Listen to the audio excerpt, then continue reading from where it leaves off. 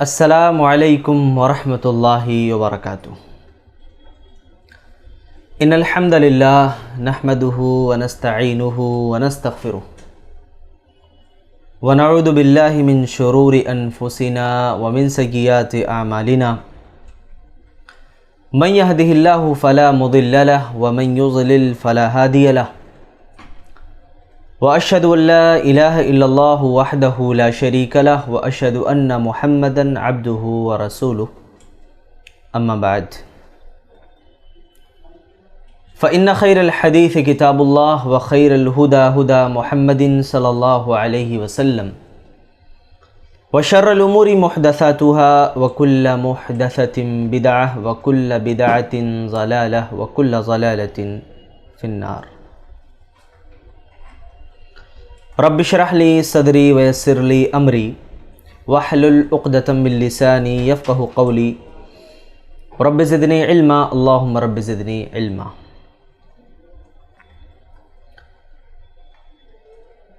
معزز ناظرین اور میرے اسلامی بھائیوں اور بہنوں، آج کی اس کلاس میں اور آخری درس میں، اس کورس کے آخری ایپیسوڈ میں آپ تمام کا خیر مقدم ہے، استقبال ہے، اور اللہ تعالیٰ سے میں دعا کرتا ہوں کہ اللہ رب العالمین آپ تمام کے یہاں آنے کو، بیٹھنے اور سننے کو قبول فرمائے۔ آج کا یہ ہمارا جو آخری ایپیسوڈ ہے وہ استقامت سے متعلق ہے کہ استقامت زندگی بھر کا ٹرانسفارمیشن ہے۔ استقامت یہ ہمارے لیے کتنا ضروری ہے، اور ہم زندگی میں استقامت اختیار کر رہے ہیں کہ نہیں۔ آج کے پورے درس کا میں ایک خلاصہ آپ کے سامنے رکھ دیتا ہوں اور اس کے کچھ پوائنٹس بیان کر دیتا ہوں تاکہ پورا خاکہ جو ہے ہمارے ذہن میں رہے اور بات آسانی سے سمجھ میں آ جائے۔ استقامت پر ایک واقعے کے ساتھ ہمارے اس ایپیسوڈ کا آغاز ہوگا انشاءاللہ۔ اس کے بعد پھر جو ہے نبی کریم اللہ تبارک و تعالیٰ کا فرمان، سورہ عنکبوت کی ایک آیت کی اللہ تبارک و تعالیٰ نے پہلے لوگوں کو بھی جانچا، ان کو بھی آزمایا، ان کا امتحان لیا تاکہ سچے میں اور جھوٹے میں فرق ظاہر ہو سکے۔ پھر ہمارا جو ہے تیسرا پوائنٹ ہوگا کہ ہمیں ایمان کیسے لانا ہے، کون سا ایمان اللہ تعالیٰ کو مطلوب ہے، اور چوتھا ہمارا پوائنٹ ہوگا کہ ایمان کا محبوب ہونا ہے نا۔ صحابہ کے نزدیک ایمان ان کے نزدیک محبوب تھا، اسی لیے انہوں نے اپنی جان، اپنی مال اور تمام چیزوں کی قربانی اللہ اس کے رسول صلی اللہ علیہ وسلم کے لیے پیش کر دی۔ پانچواں پوائنٹ ہمارا ہوگا کہ استقامت کا حکم کیا ہے، اور اس کے بعد پھر ہم بات کریں گے فرشتوں کے نزول کے مقصد کے اوپر، جو ایک آیت کی دراصل وضاحت ہوگی۔ پھر اس کے بعد ہم آ جائیں گے فیملی اور کمیونٹی سپورٹ پر کہ اہل خانہ کی اصلاح کی فکر بھی ہمیں ہونی چاہیے، اور استقامت کا ایک اصول یہ بھی ہے کہ آدمی صرف اپنی ہی پرواہ نہ کرے، اپنے ساتھ اپنے گھر والوں کی ہے نا، اپنے اہل و عیال کی، ان کی بھی پرواہ اور فکر ہونی چاہیے۔ پھر اس کے بعد جو ہے ہم بات کریں گے فیملی اور کمیونٹی سپورٹ کے اوپر، تقریباً 10 باتیں انشاءاللہ ہم آپ کے سامنے رکھیں گے۔ اس کے بعد پھر ہم آ جائیں گے اپنے دوسرے پوائنٹ کی طرف کہ ڈیلی سنت روٹین ہماری کیا ہونی چاہیے۔ ایک چیک لسٹ انشاءاللہ میں آپ کے سامنے پیش کرنے کی کوشش کروں گا کتاب و سنت کی روشنی میں۔ اس کے بعد پھر آج کے درس کا ہمارا آخری پوائنٹ ہوگا کہ لائف ٹائم ایکشن پلان کیا ہونا چاہیے ہمارا، ہے نا، کس طریقے سے ہم اپنے اندر استقامت پیدا کر سکتے ہیں۔ ان تمام باتوں پر انشاءاللہ گفتگو ہوگی۔ اللہ تعالیٰ سے ہم دعا کرتے ہیں کہ اللہ رب العالمین ہمیں سننے، سمجھنے اور اس پر عمل کرنے کی توفیق نصیب فرمائے۔ تو آغاز کرتے ہیں ہم ایک واقعے سے۔ ایک صحابی ہیں حضرت خبیب رضی اللہ تعالیٰ عنہ۔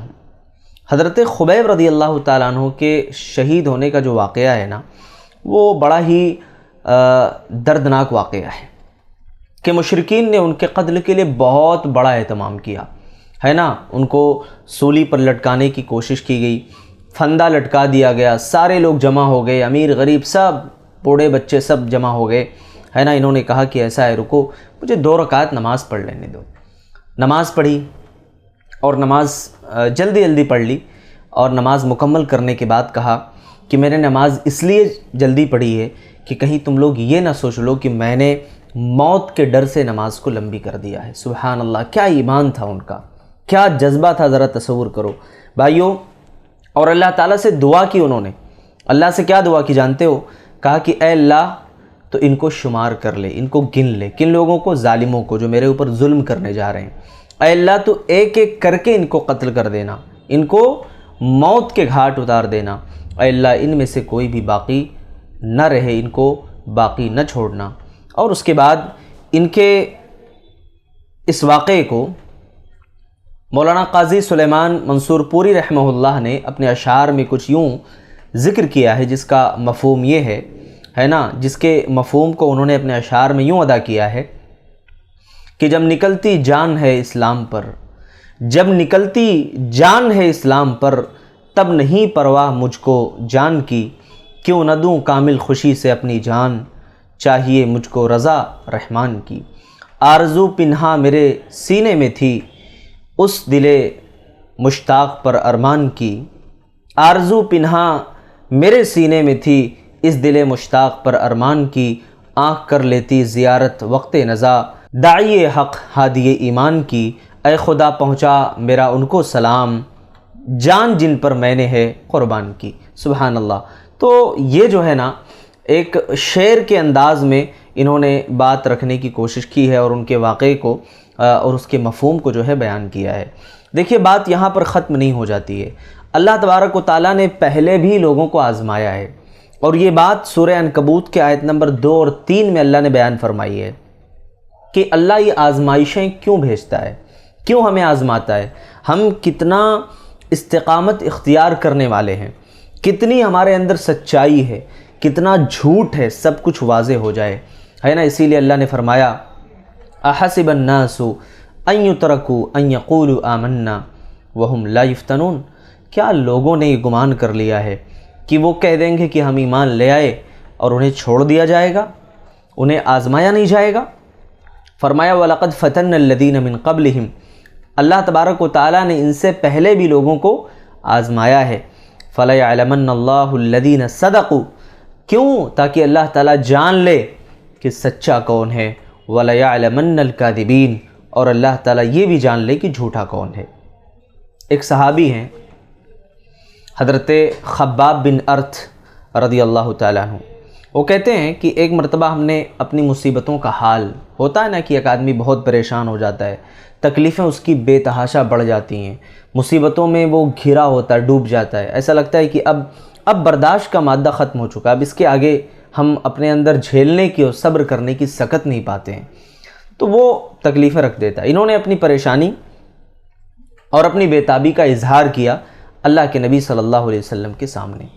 واللہ جب اللہ کے نبی صلی اللہ علیہ وسلم نے ان کی بات سنی نا، تو آپ کا چہرے انور سرخ ہو گیا، لال ہو گیا غصے سے، اور آپ نے کہا کہ تم لوگ جلدی کر رہے ہو، تم سے پہلے جو لوگ تھے ان میں سے کسی کو زمین میں گاڑ دیا گیا ہے نا، کسی کو آرے سے چیر دیا گیا، کسی کے 2 ٹکڑے کر دیے گئے، کسی کے جسم سے گوشت کو نوچ دیا گیا ہے نا، اور مگر یہ جو ہے یہ تمام چیزیں ان کو دین حق سے روک نہیں سکیں، دین سے پھیر نہیں سکیں، اور تھوڑی سی تکلیف آئی ہے نا، اور اس کے بعد اس طریقے سے اللہ تبارک و تعالیٰ کا جو وعدہ ہے وہ برحق ہے، اللہ رب العالمین اپنے وعدے میں سچا ہے، اور اللہ تعالیٰ اپنا وعدہ ضرور پورا کرے گا، لیکن تم لوگ جلدی کر رہے ہو۔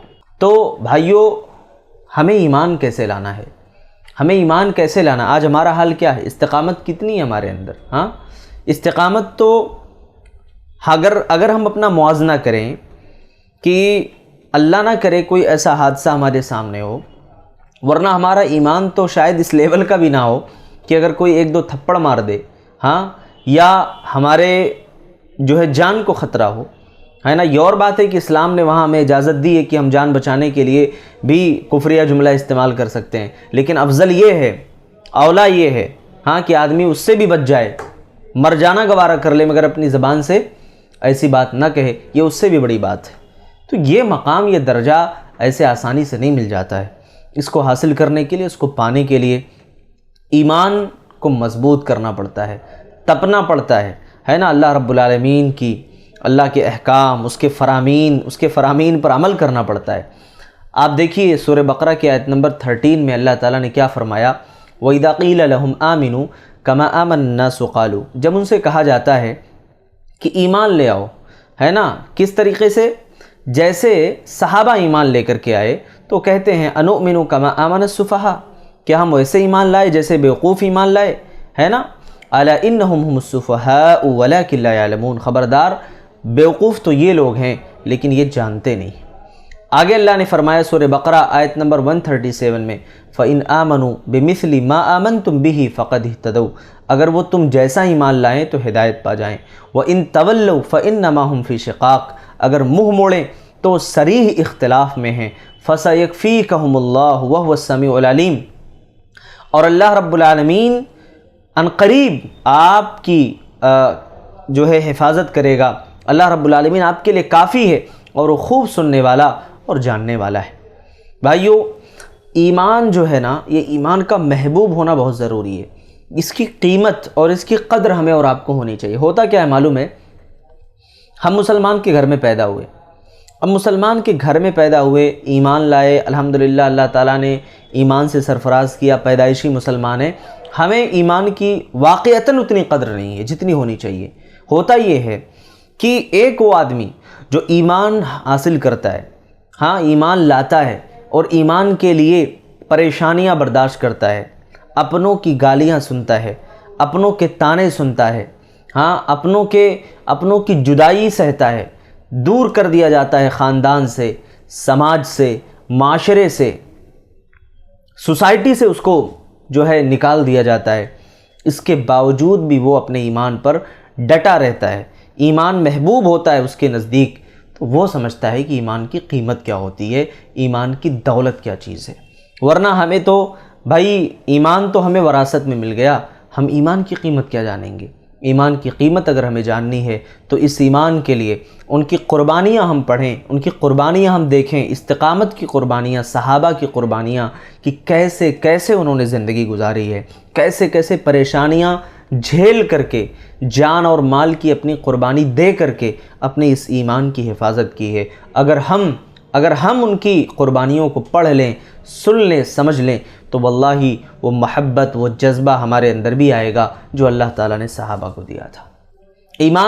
ایمان یہ محبوب ہونا چاہیے، کیونکہ ایمان سے جب محبت ہو گئی نا تو صحابہ نے بہت آسانی سے اپنی جان اور اپنے مال کی قربانی پیش کر دی۔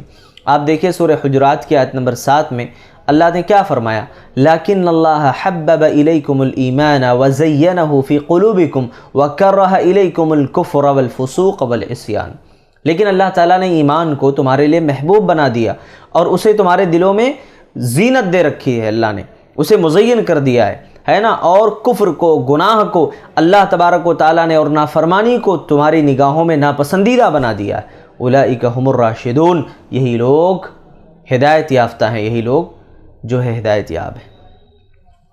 آپ دیکھیے صحابہ کرام کی داستانیں آپ اٹھائیے، حضرت بلال رضی اللہ تعالیٰ عنہ کو دیکھیے، کیسے مکے کی چلچلاتی ہوئی دھوپ میں، تپتی ہوئی دھوپ میں ان کو جو ہے ریت پر لٹایا جاتا تھا، بھاری پتھر ان کے جسم پر رکھ دیا جاتا تھا، تکلیفیں دی جاتی تھیں، ان کو ایمان سے واپس پلٹنے پر مجبور کیا جاتا تھا، لیکن اس کے باوجود حضرت بلال کہتے تھے احد احد۔ ان کے زبان پر کون سا جملہ ہوتا تھا؟ احد احد، اللہ ایک ہے، اللہ ایک ہے، اللہ ایک ہے۔ ہاں، یہ اس بات کا پیغام ہے کہ صحابہ نے تکلیفیں سہیں، اپنے جسم پر وار کو، اپنے جسم پر زخموں کو برداشت کیا، لیکن اپنے ایمان پر آنچ نہیں آنے دیا، انہوں نے اپنے ایمان کو سینے میں محفوظ کر لیا اور وہ استقامت کی مثال پیش کی کہ آنے والی دنیا تک کے لیے وہ مثال بن گئے، قیامت تک کے لیے اللہ نے ان کو مثال بنا دیا۔ اور ہم انہی کی داستانوں کو، انہی کے واقعات کو آج پڑھتے ہیں، سمجھتے ہیں، لیکن ہم اپنے اندر کوئی تبدیلی نہیں لے کر کے آتے۔ آج دیکھیے کتنے ایسے نوجوان بچے ہیں جو اپنے ایمان سے ہاتھ دھو رہے ہیں، کتنی ایسی نوجوان بچیاں ہیں جو اپنے اسلام اور اپنے ایمان کا سودا کر رہی ہیں، انہیں اس بات کی کوئی پرواہ نہیں ہے، واللہ کوئی پرواہ نہیں ہے نا، کہ ان کا ایمان جو ہے اجڑ رہا ہے، ایمان لٹ رہا ہے، ہاں ان کی عزت تار تار ہو رہی ہے، کوئی پرواہ نہیں، کوئی فکر نہیں۔ اللہ تبارک و تعالیٰ نے اسی لیے قرآن مجید کے اندر سورۃ الاحقاف آیت نمبر 13 میں استقامت کا حکم دیا، استقامت کا حکم دیا۔ اللہ نے کیا فرمایا؟ کہا ان الذین قالوا ربنا اللہ ثم استقاموا، بے شک جو لوگ کہتے ہیں کہ ہمارا رب اللہ ہے پھر استقامت اختیار کرتے ہیں، فلا خوف علیہم ولا هم يحزنون، کہا کہ نہ ان پر کوئی خوف ہوگا نہ وہ غمگین ہوں گے۔ آگے اللہ نے فرمایا سورہ فصلت آیت نمبر 30 میں ان الذین قالوا ربنا اللہ ثم استقاموا، بے شک جو لوگ کہتے ہیں کہ ہمارا رب اللہ ہے پھر استقامت پر قائم رہتے ہیں، کہا کہ ان پر فرشتے نازل ہوتے ہیں اور کہتے ہیں کہ ڈرو نہیں، غم نہ کرو، ہے نا، ابشروا وابشروا بالجنہ، تمہارے لیے اللہ رب العالمین کی طرف سے جنت کی خوشخبری ہے، جنت کی بشارت ہے۔ صحیح مسلم کے اندر حضرت سفیان بن عبداللہ الثقفی رضی اللہ تعالیٰ عنہ کہتے ہیں کہ میں نے اللہ کے نبی صلی اللہ علیہ وسلم سے کہا کہ یا رسول اللہ قل لی فی الاسلام قولا لا اسأل عنہ احدا بعدک، مجھے اسلام کے بارے میں کوئی ایسی بات بتا دیں کہ میں اس کے متعلق آپ کے بعد پھر کسی سے سوال نہ کروں۔ یہ صحیح مسلم کی حدیث ہے، حدیث نمبر 38۔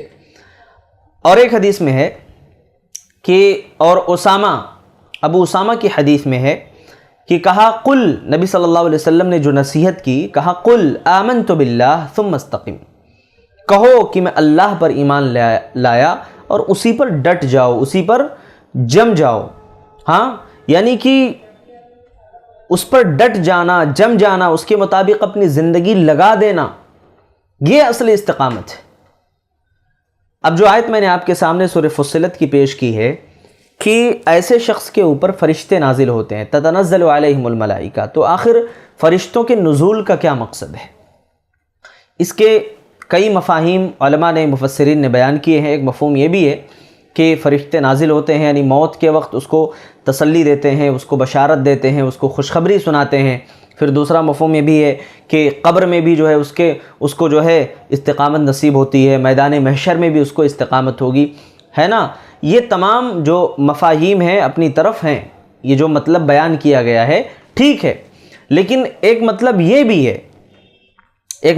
بھی ہے کہ حقیقی طور پر بھی اللہ تبارک و تعالی ایسے بندوں کے اوپر فرشتوں کا نزول فرماتا ہے، چہ جائے کہ وہ فرشتوں کو نہیں دیکھ سکتے، وہ نظر نہیں آتے، ہے نا، لیکن پھر بھی وہ اللہ تبارک و تعالی کی مدد لے کر کے حاضر رہتے ہیں، ہے نا، اور اللہ تعالیٰ ایسے فرشتوں کے ذریعے سے اپنے ان بندوں کی مدد کرتا ہے جو بندے ایمان میں مضبوط ہوتے ہیں، پختہ ہوتے ہیں۔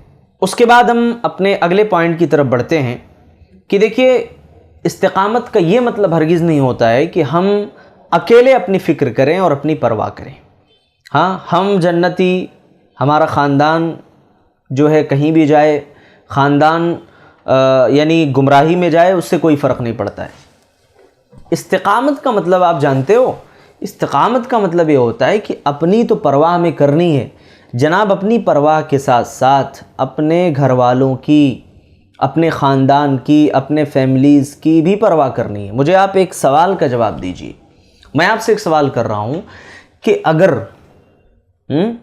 آپ کا اپنا بچہ آگ میں جل رہا ہو یا آگ کے بالکل قریب ہو، دہانے پر ہو کہ ابھی گر پڑے گا آگ میں، ہاں تو کیا آپ اسے آگ میں جانے دے سکتے ہو؟ آپ کا جواب ہوگا نہیں۔ آپ کا جواب ہوگا نہیں، میں ہرگز ایسا پسند نہیں کروں گا یا گوارا نہیں کروں گا کہ وہ بچہ میرا آگ میں چلا جائے۔ اب میرا سوال یہ ہے کہ ہمارے اپنے بچے، ہمارے گھر کے افراد، ہماری بیوی بھی ہو سکتی ہے، اور ہمارے بھائی بھی ہو سکتے ہیں، اور ہمارے والدین بھی ہو سکتے ہیں، جو استقامت سے بہت دور، دین سے دور، جہنم کی طرف بڑھ رہے ہیں، جہنم کی طرف جا رہے ہیں، پھر ہمیں ان کی پرواہ کیوں نہیں ہے؟ ان کی خبر کیوں نہیں ہے؟ اللہ تبارک و تعالیٰ نے سورہ تحریم کی آیت نمبر 6 میں اسی ذمہ داری کا احساس اللہ نے دلایا ہے، اور یہ تاکیدی طور پر اللہ نے احساس دلایا، اسے نہیں چھوڑ دیا۔ کہا یا ایھا الذین آمنوا قوا انفسکم واہلیکم نارا وقودھا الناس والحجارہ، کہا کہ اے ایمان والو تم اپنے آپ کو، اپنے گھر والوں کو ہے نا اس آگ سے بچاؤ جس کا ایندھن انسان اور پتھر ہیں۔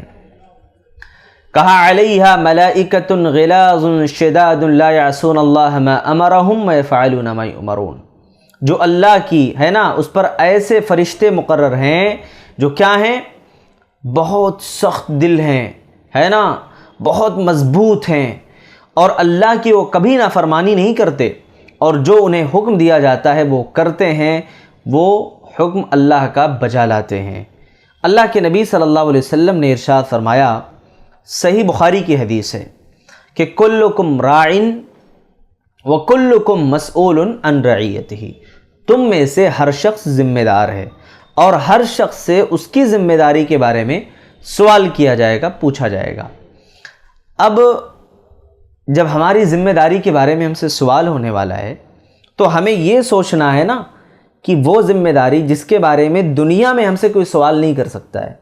آپ پیرنٹس ہیں، والدین ہیں، اپنے گھر کے گارجین ہوں گے، آپ سے کوئی یہ پوچھنے شاید نہ آئے کہ آپ کا بچہ نماز نہیں پڑھ رہا ہے، آپ کا بچہ فجر میں نہیں آ رہا ہے، آپ کا بچہ بہت زیادہ جو ہے شرارتیں کر رہا ہے، اس کی شکایتیں بہت ہیں، شاید کوئی دنیا میں آپ سے شاید کرنے نہ آئے الا ماشاء اللہ، ہے نا، یا آپ سے کوئی سوال نہ کرے کہ اس کے سامنے آپ شرمندگی سے مسئول ہوں کہ میں کیسے جواب دوں۔ لیکن اتنا تو ضرور یاد رکھیے کہ مرنے کے بعد آپ کو اللہ تبارک و تعالیٰ کے یہاں اس سوال کا جواب تو دینا پڑے گا کہ ہم نے تمہیں باپ بنایا تھا، اپنے بچوں کی ذمہ داری کتنی ادا کی تم نے، انہیں دینی تعلیم کتنی سکھائی، ہم نے تمہیں ماں بنایا تھا، تم نے اپنے بچوں کی تربیت کیسے کی۔ اب ظاہر ہے کہ ماں خود نافرمان ہو، ماں خود جو ہے نماز چھوڑنے والی ہو، ماں خود جو ہے بے پردہ ہو، ماں خود جو ہے دین پر استقامت اختیار کرنے والی نہ ہو، وہ اپنے بچوں کو کیا سکھائے گی؟ وہ اپنے بچوں کو استقامت سکھائے گی؟ وہ اپنے بچوں کو نمازی اور دین کا پابند بنا سکتی ہے؟ بالکل بھی نہیں، امپاسبل ہے، کیونکہ وہ خود پہلے عمل کرے اور خود وہ کر کے دکھائے تب وہ بچے کریں گے۔ بچے وہ نہیں کرتے ہیں جو آپ کہتے ہو، بلکہ بچے وہ کرتے ہیں جو آپ کرتے ہو۔ یہ فرق ہے۔ اس لیے ہم اصلاح اپنے بچوں کی کیسے کرنا چاہتے ہیں معلوم ہے؟ ہم چاہتے ہیں کہ نہیں بس ہم جو کہیں بچے وہ کر لیں گے، جناب ایک بار کر لیں گے، شاید 2 بار آپ کے ڈر سے کر لیں، تیسری بار آپ کے پریشر میں آ کر کے کر لیں، دباؤ کی وجہ سے، لیکن جو ایک عادت ان کی بننی چاہیے دین پر عمل کرنے کی، وہ عادت نہیں بن پائے گی۔ اس لیے آپ کریے، آپ جب خود کریں گے بچے پیچھے پیچھے انشاءاللہ ضرور وہ عمل کریں گے جو آپ اپنے بچوں سے کرنا چاہتے ہیں، کروانا چاہتے ہیں۔ عبداللہ بن عمر رضی اللہ تعالیٰ عنہ بیان فرماتے ہیں کہ رسول اللہ صلی اللہ علیہ وسلم نے ارشاد فرمایا، ابو داؤد کی روایت ہے، ابو داؤد کی حدیث ہے، اور علامہ البانی رحمۃ اللہ علیہ نے اس حدیث کو حسن اور صحیح قرار دیا ہے۔ بچوں کے نماز کے حکم کے بارے میں کہا کہ مروا اولادکم بالصلاۃ وہم ابناء 7 سنین، تم اپنے بچوں کو نماز کا حکم دو جب وہ 7 سال کے ہو جائیں۔ بہت آسان سی بات ہے، بہت آسان سے بھاشا میں اللہ کے نبی نے سمجھا دیا ہے۔ جب بچے تمہارے 7 سال کے ہو جائیں تب تم انہیں نماز کا حکم دو۔ اس کا یہ مطلب ہرگز مت نکالنا کہ جس دن ہمارا بچہ 7 سال کا ہوا ہم نے اس کو اسی دن تاکید کی کہ بیٹا آج تم نماز پڑھو، نہیں، پہلے سے عادت ڈالیے جناب۔ 7 سال پر تو کہنا ہی ہے، اس سے پہلے آپ اسے کم سے کم اس کے پاس شعور آ جاتا ہے نا 7 سال کی عمر میں، اس سے پہلے آپ اسے مسجد لے کر کے جائیے، ہاتھ پکڑ کر کے اپنے ساتھ نمازوں کا عادی بنائیے، اسے دروس میں لے کر کے بیٹھیے، ٹھیک ہے، دھیرے دھیرے اس کی ایک عادت بنے گی، ایک روٹین بن جائے گی، اسے لگے گا کہ ہاں دین اسلام کوئی چیز ہے۔ مسلمان ہونے کا مطلب یہ ہے کہ نماز پڑھنی ہے، مسلمان ہونے کا مطلب یہ ہے کہ اللہ کے فرامین پر عمل کرنا ہے۔ اس کے دل میں تھوڑا سا احساس تو ہوگا نا، بھئی کیسے کیسے لوگ ہیں خود نماز پڑھتے نہیں، خود عبادات سے دور ہیں، اپنے بچوں کو بھی دور کیے بیٹھے ہیں، اور امید یہ لگائے ہیں کہ نہیں ہمارا بچہ جو ہے نا بہت نیک ہوگا، بہت پارسا ہوگا، بہت پرہیزگار ہوگا، بہت متقی ہوگا، کیونکہ ہم اچھے گھرانے سے تعلق رکھتے ہیں۔ اللہ کی قسم وہ گھرانہ اچھا ہو ہی نہیں سکتا ہے جہاں دین نہ ہو، وہ گھرانہ کبھی اچھا ہو ہی نہیں سکتا ہے جہاں دین کی سمجھ نہ ہو، وہ گھرانہ کبھی صحیح ہو ہی نہیں سکتا ہے جہاں دین کی غیرت موجود نہ ہو۔ کیسے وہ گھرانہ صحیح ہو سکتا ہے آپ بتائیں مجھے؟ تو اللہ کے نبی صلی اللہ علیہ وسلم نے 7 سال کی عمر میں یہ تاکید کی کہ اپنے بچوں کو نماز کا حکم دو۔ اور کیا کہا اللہ کے نبی نے؟ کہا وَاضْرِبُوهُمْ عَلَيْهَا وَهُمْ أَبْنَاءُ 10 سِنِينَ، کہا 10 سال کے ہو جائیں تو انہیں مارو اگر نماز نہ پڑھیں تو۔ ہم اپنے بچوں کو کب مارتے ہیں پتہ ہے؟ بچے کو کب ماریں گے؟ وہ اسکول نہ جا رہا ہو، اگزام کی تیاری نہ کر رہا ہو، تو ہماری غیرت چوٹی پر، آسمان کی چوٹی پر ہوتی ہے، غصہ تو بالکل پیشانی پہ چڑھا ہوا رہتا ہے، کیسے ناغہ کیا اس نے، سالانہ 50,000 60,000 70,000 فیس میں بن رہا ہوں، ناغہ کر دیا تم نے، اتنی بڑی لاپرواہی کر دی۔ کیوں جناب؟ وہ 60-70,000 جو آپ فیس بن رہے ہو، اس کی قیمت آپ کو معلوم ہے، جس کی وجہ سے آپ غصہ ہو رہے ہو اپنے بچے کے اوپر، کیونکہ وہ اسکول نہیں گیا یا ٹائم سے نہیں گیا، لیٹ کر دیا۔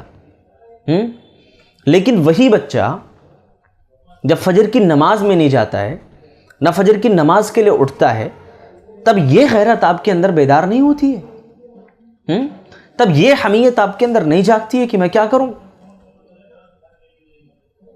یہی ہے دینی غیرت۔ ہمارے اندر دنیا کے تعلق سے تو جناب بڑی غیرت ہے، اتنی غیرت ہے بھائی کہ اگر ہمارے سامنے ہمارے اپنے علاقے کو اور ہمارے اپنے جو ہے نا مطلب جس صوبے میں جہاں ہم رہتے ہیں اگر کوئی برا بھلا کہنے لگے تو ہم تو ٹوٹ پڑے اس کے اوپر، مارنا شروع کرتے ہیں، اس کی مجال کیسے بھی بولنے کی۔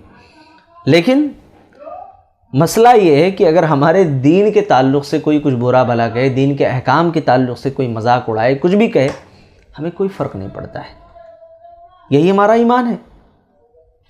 آگے چلیے، ایک بات یہ بھی یاد رکھیں کہ نبی کریم صلی اللہ علیہ وسلم نے اپنے بچوں کو یہ تاکید آپ کریں کہ اچھے ماحول کا جو ہے انتخاب ہونا چاہیے۔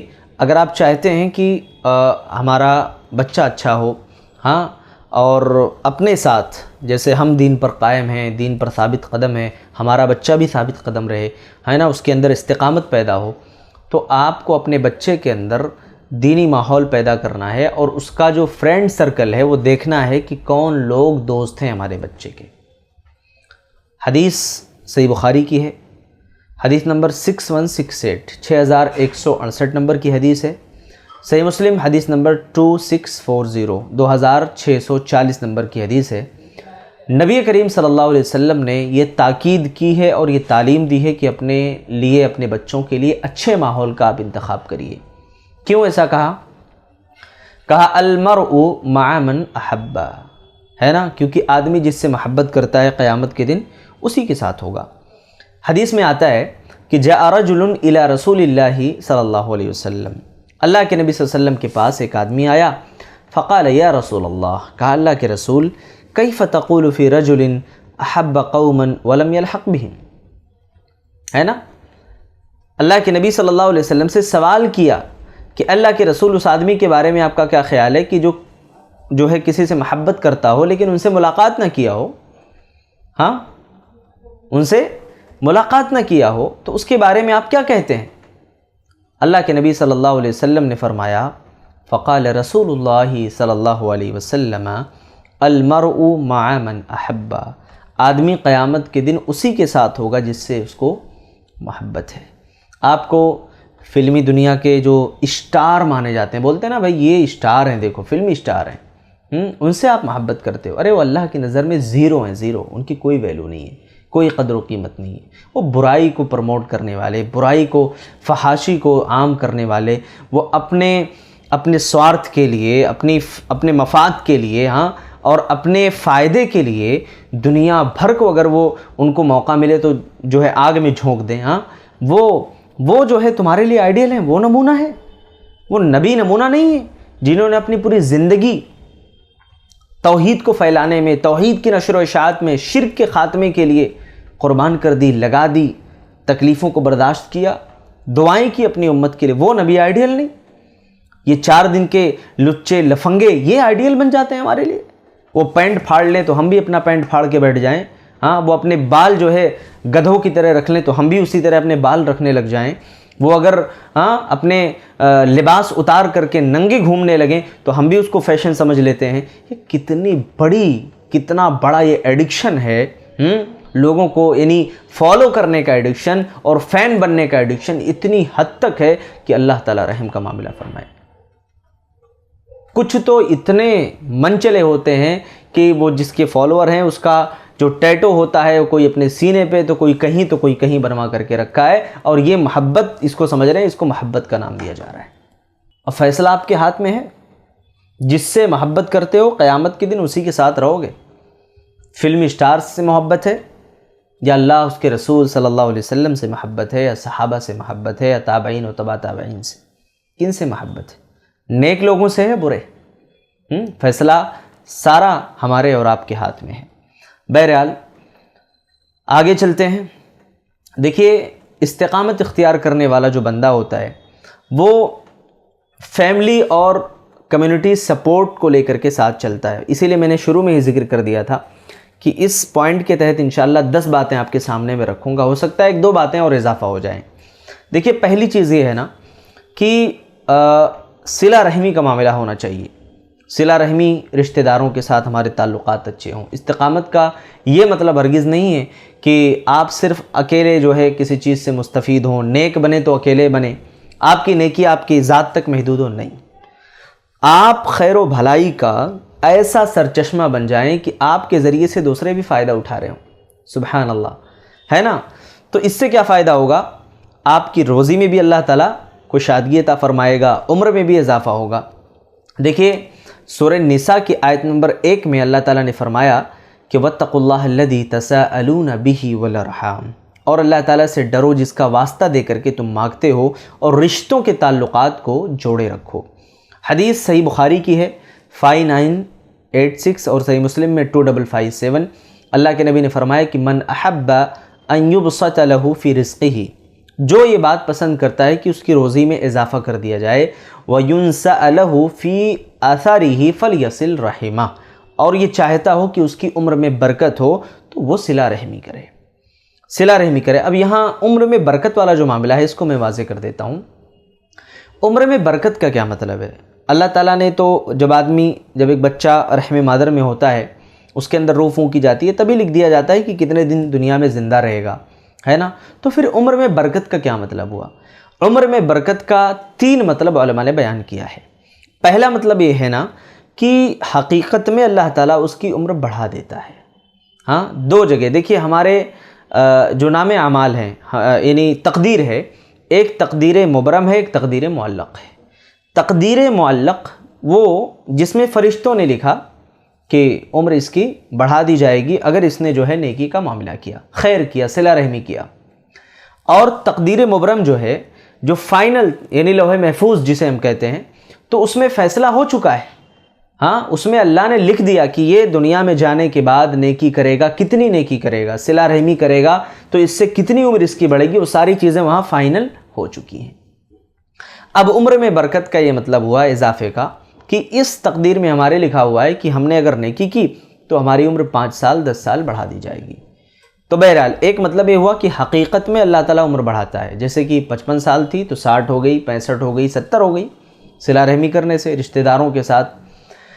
اور دوسرا مطلب یہ ہوا کہ صلہ رحمی کا مطلب یہ ہے کہ اللہ تبارک و تعالیٰ کم وقت میں زیادہ آپ سے کام لے لے. عمر میں برکت کا یہ مطلب ہے کہ جیسے 40 سال کی عمر میں آپ اتنے سارے کام کر کے چلے جائیں کہ 80 سال 100 سال تک بھی لوگ نہ کر سکیں. ہاں، آج آپ دیکھیے کہ جو بڑے بڑے علماء کرام گزرے ہیں، ہاں، شیخ الاسلام علامہ ابن تیمیہ رحمۃ اللہ علیہ، ہاں علامہ ابن قیم رحمہ اللہ، اور دیگر علماء، علامہ البانی رحمہ اللہ، زیغم زمانہ، اتنے بڑے عالم محدث اثر، اور کتابیں اتنی لکھ کر کے چلے گئے، اتنی کتابیں لکھ ڈالیں، اتنا نیکی، اتنا دین کا کام کر دیا کہ ان کی کتابیں پڑھتے پڑھتے آپ تھک جائیں گے، زندگی ختم ہو جائے گی، کتابیں نہیں ختم ہوں گی۔ اتنا بڑا کام اللہ نے لے لیا ہم سے۔ ایک مطلب یہ ہے نا کہ اللہ تبارک و تعالیٰ کم وقت میں زیادہ کام آپ سے لے لے۔ اور تیسرا مفہوم یہ ہے کہ عمر میں برکت کا، کہ ذکر خیر باقی رکھنا۔ ایک آدمی دنیا سے جب چلا جاتا ہے، نیک انسان تھا، بہت اچھا تھا، لیکن جب دنیا سے وہ چلا جاتا ہے نا تو لوگ اس کو یاد کرتے ہیں، لوگ کہتے ہیں بڑا اچھا آدمی تھا، اور جب بھی اس کا ذکر کہیں آتا ہے مجلس میں تو لوگ دعائیں دیتے ہیں، لوگ کہتے ہیں بھائی ماشاءاللہ، اللہ تعالیٰ اس کو جنت دے، اللہ اس کی مغفرت فرمائے، ہے نا۔ تو بے تحاشا لوگوں کی زبان سے دعائیہ کلمات نکلنے لگتے ہیں۔ یہ اس بات کا واضح ثبوت ہے کہ اس کی زندگی اگرچہ مختصر تھی، 20 سال 25 سال، لیکن آج بھی اللہ نے اس کا ذکر خیر باقی رکھا ہے۔ آپ مثال کے طور پر دیکھیے، میں نے جن کی ابھی مثال دی ان علماء کرام کا، جو اللہ تبارک و تعالیٰ نے جن سے دین کا بہت بڑا کام لیا، آج آپ دیکھیے کہ کیسے ان کا ذکر خیر آج بھی موجود ہے، آج بھی لوگ ان کو یاد کر رہے ہیں۔ وہ دنیا سے گئے ہوئے کتنے سال ہو گئے؟ 600 سال، 700 سال اور اوپر، ہاں 1000 سال بھی گزر گئے، لیکن آج ان کو یاد کیا جا رہا ہے، آج ان کا نام لوگ لے رہے ہیں۔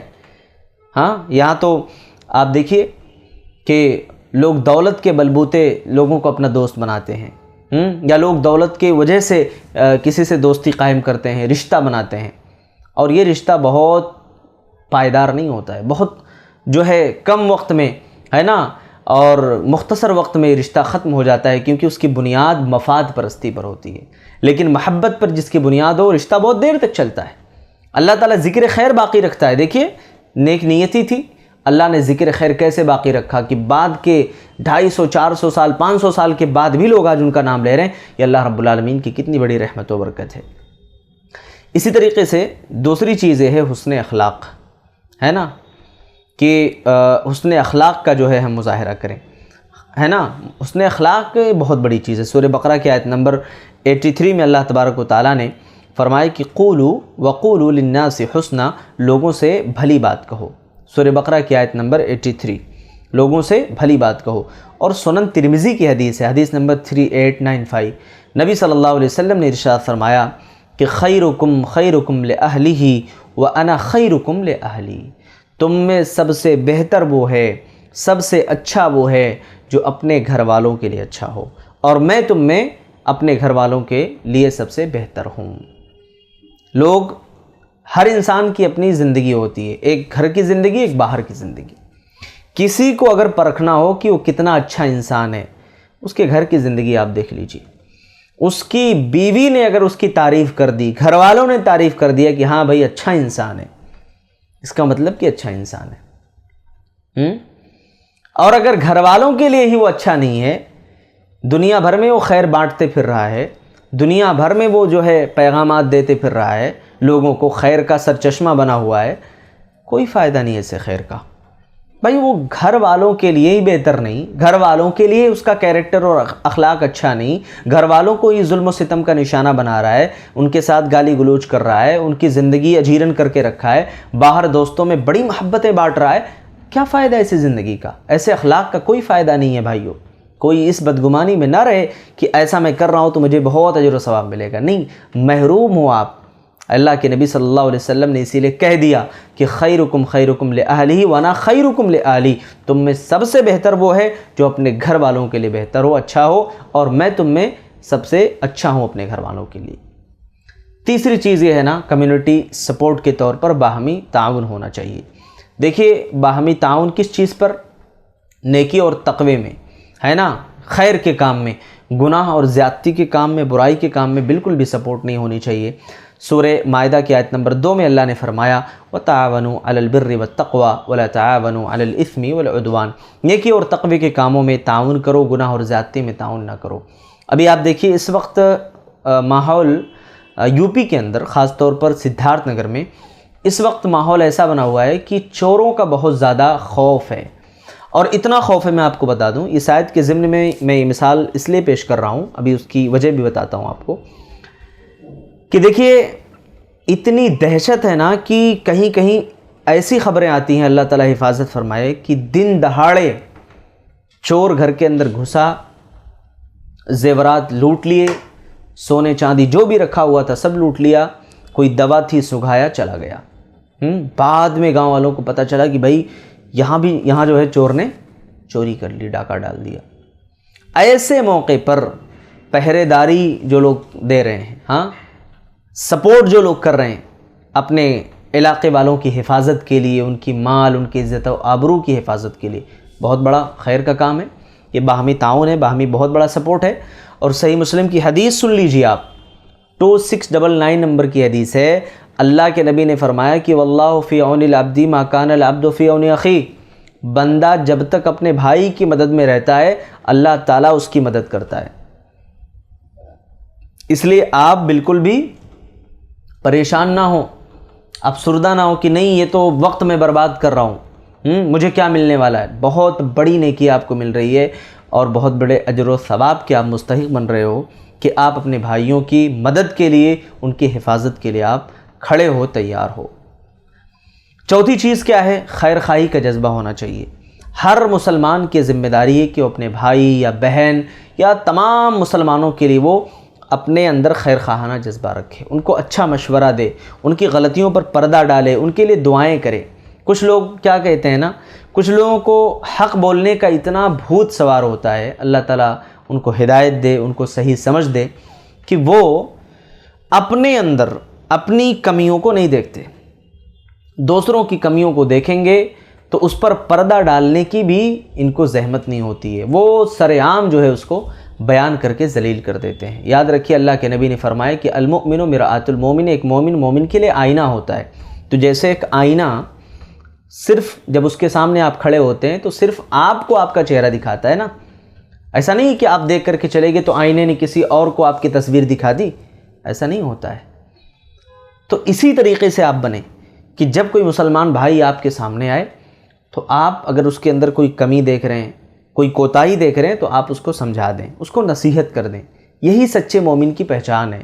تو اللہ کے نبی نے فرمایا الدین النصیحہ، دین خیر خواہی کا نام ہے، صحیح مسلم کی حدیث ہے، حدیث نمبر 55۔ صحابہ نے پوچھا کہ اللہ کے رسول کس کے لیے دین خیر خواہی کا نام ہے؟ کہا للہ، اللہ کے لیے، ولی کتابہ، اس کی کتاب کے لیے، ولی رسولہ ولی ائمۃ المسلمین وعامتہم، اس کے رسول کے لیے، مسلمانوں کے لیے، حکمرانوں کے لیے۔ اللہ کے نبی نے بہت بڑی بات مختصر جملے میں کہہ دی۔ آگے بڑھیے، اسی طریقے سے پانچویں چیز ہے عیادت کرنا۔ دیکھیے ہمارا بھائی بیمار بھی ہوتا ہے، ہمارا اپنا بھائی کسی مصیبت کا شکار ہو جائے تو ایسی صورت میں اس کی عیادت کرنا ایک فضیلت کا باعث ہے۔ نبی صلی اللہ علیہ وسلم نے فرمایا کہ جب کوئی مسلمان اپنے بھائی کی عیادت کرنے کے لیے جاتا ہے تو وہ جنت کے باغات میں رہتا ہے یہاں تک کہ واپس آ جائے، اور یہ عمل مریض کو بھی نفسیاتی طور پر ایک سپورٹ فراہم کرتی ہے۔ آپ خود دیکھیے، آپ اگر بیمار ہو جائیں، گھر سے باہر نکلنے کی طاقت نہ ہو تو کیسا محسوس ہوگا؟ کہ ایسا لگے گا کہ جیسے یہ زمین ہمارے اوپر تنگ ہو گئی ہو، لوگوں سے تعلقات ہمارے کمزور ہو گئے ہوں، آپ پریشان ہو جائیں گے۔ نبی نے فرمایا کہ من عاد مریضاً، جو کسی بیمار کی عیادت کرتا ہے تو ایک منادی ندا لگاتا ہے کہ تو پاک ہوا، تیرا چلنا ہے نا پاک ہوا، اور تو نے جنت میں اپنا ٹھکانہ بنا لیا۔ چھٹی چیز یہ ہے کہ غمخواری اور تعزیت ہونی چاہیے۔ سنن ابن ماجہ حدیث نمبر 1601، اللہ کے نبی نے فرمایا کہ جو کسی مصیبت زدہ کو تسلی دیتا ہے اسے اتنا ہی اجر ملتا ہے جتنا مصیبت زدہ کو صبر پر ملتا ہے۔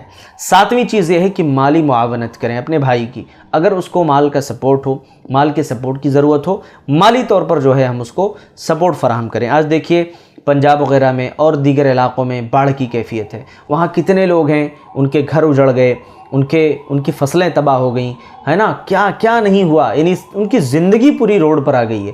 اب ایسی صورت میں اگر کوئی سپورٹ بن سکتا ہے آپ سے، آپ تعاون کر سکتے ہو، آپ کرو۔ آپ جو بھی تعاون کرو گے اللہ رب العالمین اس کا بہتر بدلہ دے گا، ہے نا۔ تو اسی لیے سورہ زاریات کی آیت نمبر 19 میں اللہ نے فرمایا وَفِي أَمْوَالِهِمْ حَقٌّ لِلسَّائِلِ وَالْمَحْرُومِ، ان کے مالوں میں سوال کرنے والے کے لیے اور محروم کے لیے حق ہے۔ اسی طریقے سے آگے بڑھیے، 9ویں چیز یہ ہے کہ احترام ہونا چاہیے.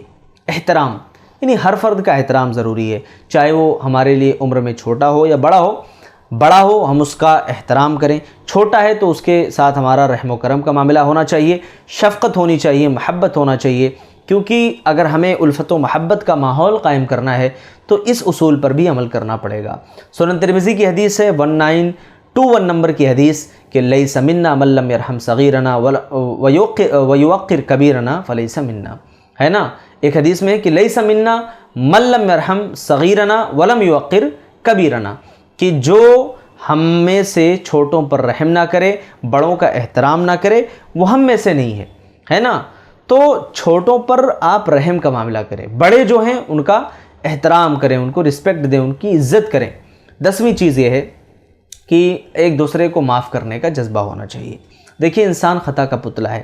خاندانی طور پر کمیونٹی کے تعلقات میں بعض دفعہ یعنی ایک دوسرے کے تعلق سے جو غلط فہمیاں ہوتی ہیں یہ بہت بڑے دراڑ کا سبب بن جاتی ہیں، بہت بڑا اختلاف و انتشار ہو جاتا ہے. تو اس دراڑ کو ختم کرنے کی ایک صورت یہ ہے، سورہ نور کی آیت نمبر 22 نمبر کی یہ آیت ہے. اللہ نے فرمایا وَلْيَعْفُوا وَلْيَصْفَحُوا أَلَا تُحِبُّونَ أَن يَغْفِرَ اللَّهُ لَكُمْ، چاہیے کہ وہ معاف کریں، درگزر کریں. کیا تم نہیں چاہتے ہو کہ اللہ تعالیٰ تمہیں معاف کر دے؟ تو یہ جو ہے نا بہت بڑی چیز ہے بھائیوں، کہ ہمارے اندر معاف کرنے کا جذبہ ہونا چاہیے. اب ہم بڑھتے ہیں اپنے اس درس کے 8ویں پوائنٹ کی طرف کہ ڈیلی جو ہے نا ہماری سنت روٹین کیا ہونی چاہیے. ایک چیک لسٹ میں آپ کے سامنے، مختصر وقت باقی ہے انشاءاللہ، جلدی میں رکھ دیتا ہوں. ساری حدیثیں اگر میں آپ کے سامنے پڑھوں گا تو وقت زیادہ ہو جائے گا، اس لیے میں اشارہ کرتے چلوں گا انشاءاللہ حدیث نمبر کے ساتھ. دیکھیے سب سے پہلی چیز یہ ہے کہ اپنے اندر ہمیں استقامت پیدا کرنی ہے تو نماز فجر کی پابندی کرنی پڑے گی خاص طور پر، کیونکہ دیکھیے فجر کی نماز ہو چاہے عشاء کی، انہی دونوں نمازوں میں عام طور پر سستی اور کوتاہی ہوتی ہے. باقی نمازیں تو عام طور پہ آدمی پڑھ لیتا ہے. تو آپ 3 وقت کے نہیں 5 وقتہ نمازی بنیے. صحیح بخاری کی حدیث 615، اللہ کے نبی نے فرمایا کہ لوگوں کو اگر پتہ چل جائے کہ صف اول میں کیا رکھا ہے، ہاں تو اگر ان کو قرعہ کر کے بھی جانا پڑے تو لوگ جائیں گے. اگرچہ کہ لوگوں کو اپنے سرین کے بل گھسٹتے ہوئے جانا پڑے مسجد تک تو جائیں گے، یعنی اتنا بڑا اجر و ثواب کا کام ہے. اور آگے چلیے، صبح و شام کے جو اذکار ہیں نا ان دعاؤں کو آپ پڑھیں. صحیح مسلم کی حدیث 2691 نمبر کی حدیث ہے.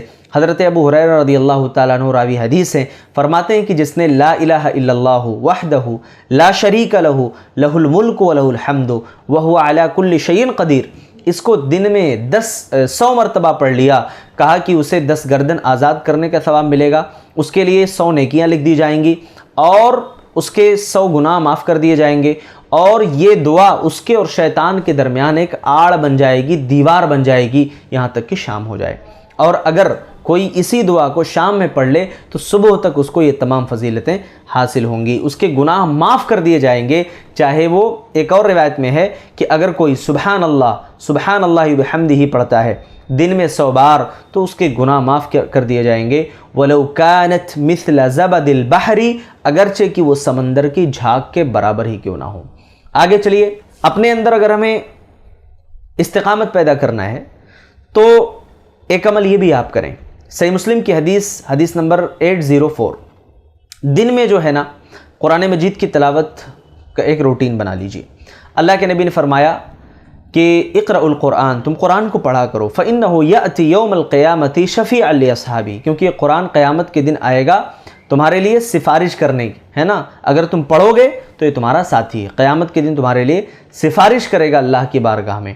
اسی طریقے سے ایک اور چیز یہ ہے کہ کھانے سے پہلے ہم بسم اللہ پڑھیں، دعائیں یاد رکھیں. صحیح بخاری کی حدیث 5376 ہے نا. عمر بن ابی سلمہ کہتے ہیں کہ کنت غلاما فی حجر رسول اللہ صلی اللہ علیہ وسلم، میں ایک بچہ تھا اور اللہ کے نبی صلی اللہ علیہ وسلم کی گود میں بیٹھا ہوا تھا، اور جو پلیٹ رکھا ہوا تھا سامنے، ہے نا، کہا کہ برتن میں میرا ہاتھ ادھر ادھر جا رہا تھا. تو اللہ کے نبی صلی اللہ علیہ وسلم نے کہا، ہے نا، کہ یا غلام سم اللہ، اے بچے تم اللہ کا نام لو، دائیں ہاتھ سے کھاؤ اور جو تمہارے قریب ہے وہ کھاؤ، ہے نا. یہ کہتے ہیں کہ اس کے بعد نبی صلی اللہ علیہ وسلم کی نصیحت تھی، پھر میں نے اس پر عمل کیا.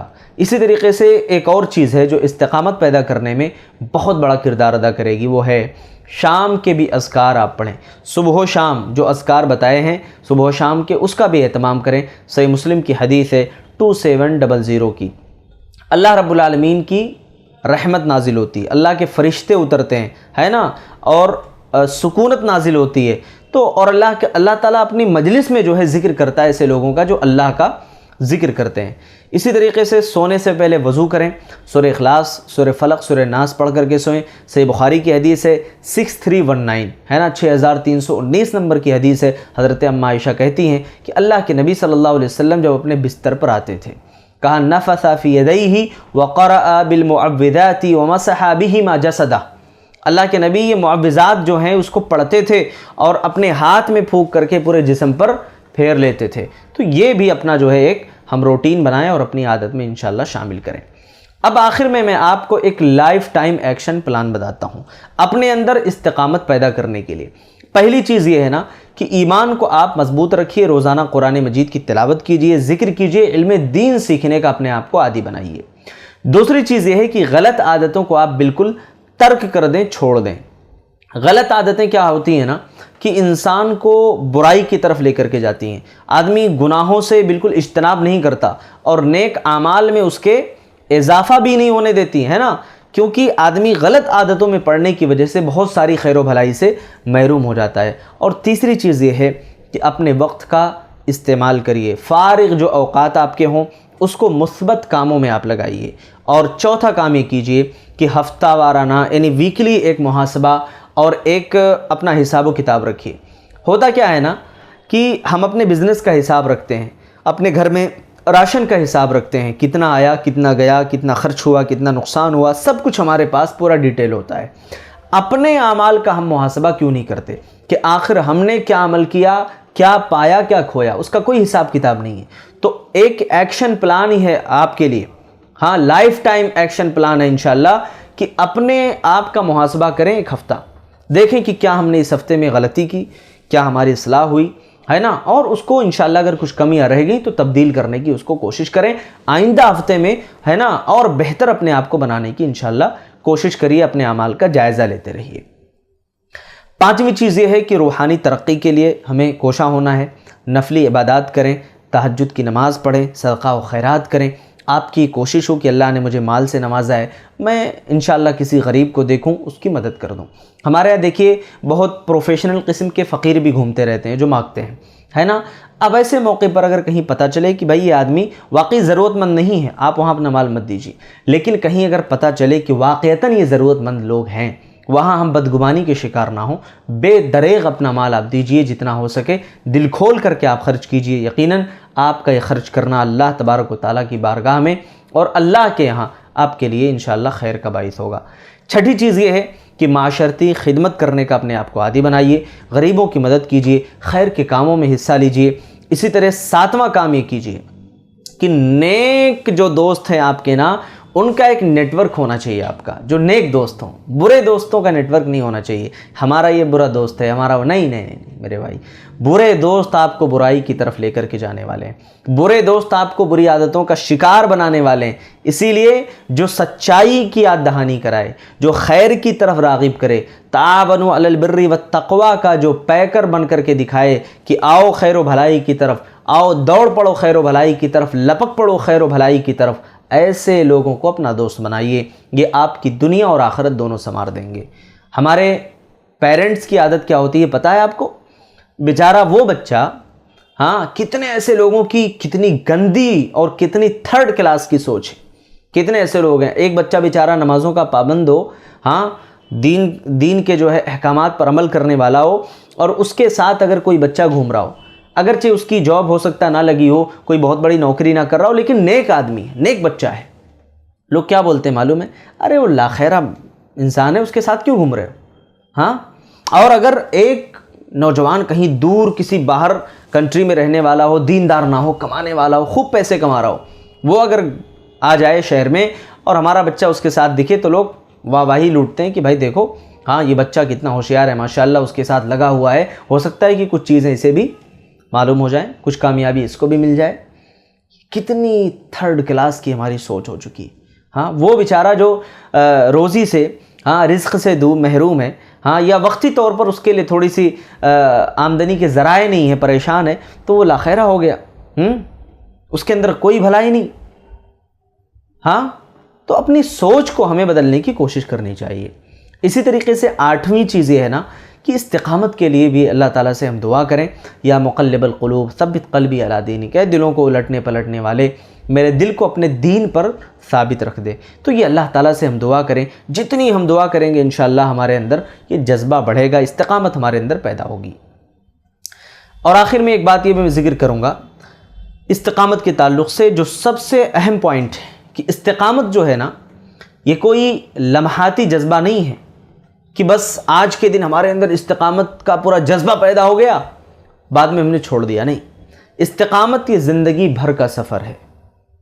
آج اپنے اندر پیدا کیجئے اور مرتے دم تک وَاعْبُدْ رَبَّكَ حَتَّى يَأْتِيَكَ الْيَقِينُ، اپنے رب کی عبادت کر دیے یہاں تک کہ موت آ جائے، ہے نا۔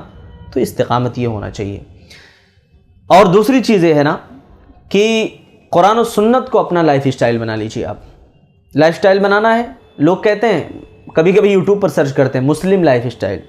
اللہ کے بندو، نبی کی پوری زندگی ہمارے سامنے موجود ہے۔ ہاں، ارے ایک مسلمان چوری بھی تو کر سکتا ہے، ایک مسلمان ڈاکہ بھی تو ڈال سکتا ہے نا۔ نبی ہمارے لیے آئیڈیل ہیں، دین آئیڈیل ہے ہمارے لیے، دین نمونہ ہے، لیں دین کے احکامات کو۔ ٹھیک ہے، ہم یوٹیوب پر اور گوگل پر سرچ کرتے ہیں نا، گھومیں ہم، ٹھیک ہے، تو یہ طریقہ اپنائیں کہ سنت جو لائف اسٹائل ہے اس کو ہم اپنانے کی کوشش کریں۔ اور تیسری چیز یہ ہے کہ ہر دن کو آخرت کے لیے تیار کریں، اور ہر دن کو اپنا آخری دن سمجھیں کہ کہیں ایسا نہ ہو کہ آج میری موت آ جائے اور میں جو ہے اس حال میں اللہ تعالیٰ سے ملوں کہ میں گنہگار ہوں، ہے نا، میں جو ہے خطائیں کرنے والا ہوں، میری جو ہے نیکیاں برباد ہو جائیں، کہیں ایسا نہ ہو۔ تو جب یہ جذبہ آپ کے اندر آئے گا نا تو آپ انشاءاللہ جو عبادت کرو گے بڑے جذبے کے ساتھ کرو گے۔ جو خلوص ہوگا آپ کی عبادت میں، وہ خلوص پھر کسی اور عبادت میں نہیں ہو سکتا ہے نا، کیونکہ یہ اخلاص اور للہیت بہت بڑی چیز ہے۔ اور ایک بات یہ بھی عرض کر دوں بھائیو کہ دیکھیے، آپ نے اس پورے کلاس کو، پورے کورس کو ماشاءاللہ سنا ہے۔ آپ سے گزارش میں کروں گا کہ یہ دین کی جو باتیں آپ سن رہے ہو نا، یہ کوئی معمولی بات نہیں ہے۔ آج سوشل میڈیا پر کتنے ایسے لوگ ہیں جو اپنا وقت، اپنا پیسہ، سب کچھ برباد کر رہے ہیں، انہیں کچھ نہیں مل رہا ہے۔ یہاں اگر آ کر کے آپ کو کچھ سیکھنے کا موقع مل رہا ہے کسی بھی پلیٹ فارم کے ذریعے سے، تو یہ بہت بڑی چیز ہے۔ اور الحمدللہ دی وے آف سلفیہ نے جو اس پروگرام کا جو ہے انعقاد کیا، اور یہ آن لائن کورس آپ کے لیے باضابطہ ہے نا، یعنی ترتیب دیا گیا، اور اس آن لائن کورس کا آپ حصہ بنے، بہت بہت مبارکباد ہے آپ کے لیے، اور بہت بڑی کامیابی ہے انشاءاللہ، ہے نا۔ اور میں آئندہ بھی اپیل کروں گا، آئندہ بھی آپ سے گزارش کروں گا انشاءاللہ کہ اس طریقے سے ہر مہینے، ہے نا، کچھ نہ کچھ الگ الگ عناوین پر کورسز ہوتے رہتے ہیں، تو ضرور آپ اس کورس کا حصہ بنیں۔ خیر کی طرف میں آپ کو بلا رہا ہوں، خیر کی طرف آئیں اور اس کورس کا حصہ بن کر کے کچھ نہ کچھ سیکھنے کی کوشش کریں، انشاءاللہ آپ کی زندگی بدل سکتی ہے۔ اللہ تبارک و تعالیٰ سے دعا کرتا ہوں میں کہ اللہ رب العالمین ہم تمام کو دین اور دنیا کی کامیابی نصیب فرمائے، اللہ تعالیٰ ہم سب کو استقامت نصیب فرمائے، آمین۔ تقبل یا رب العالمین، وآخر دعوانا ان الحمد للہ رب العالمین، والسلام علیکم ورحمۃ اللہ وبرکاتہ۔